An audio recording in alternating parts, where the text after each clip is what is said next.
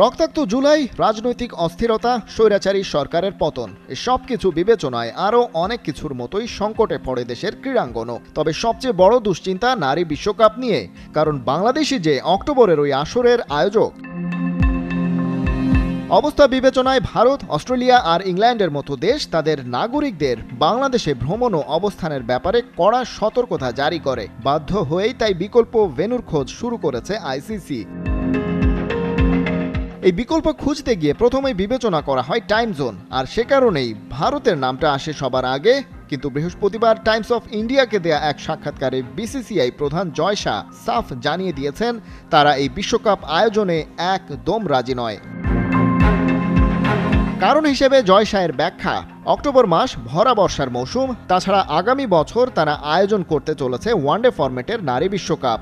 জোরে সোরে চলছে সেটার প্রস্তুতি। তার আগের বছরেই আরেকটা বিশ্বকাপ আয়োজনের চাপ নিতে রাজি নয় বিসিসিআই। পরিস্থিতি পর্যবেক্ষণ করে আইসিসি মোটামুটি আটঘাট বেঁধেই বিকল্প ভেন্যুর সন্ধানে নেমেছে। তবে ভারত রাজি না হয় অন্যভাবে ভাবতে হচ্ছে বিশ্ব ক্রিকেট নিয়ন্ত্রক সংস্থাটাকে। আপাতত হাতে আছে দুই অপশন, আরব আমিরাত আর শ্রীলঙ্কা।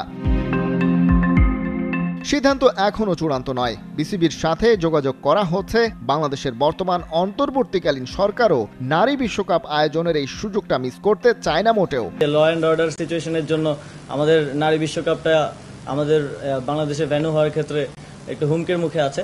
তবে আইসিসি যে পথে এগোচ্ছে তাতে বাংলাদেশের এই নারী বিশ্বকাপ আয়োজক হওয়ার সুযোগটা বলতে গেলে হাতছাড়া হওয়ার পথেই। আপাতত নেতৃত্ব শূন্যতায় ভোগা বিসিবি এই পরিস্থিতি সামাল দেয় কিভাবে, আইসিসির সিদ্ধান্ত নিজেদের পক্ষে আনতে পারে কিনা সেটাই দেখার অপেক্ষা।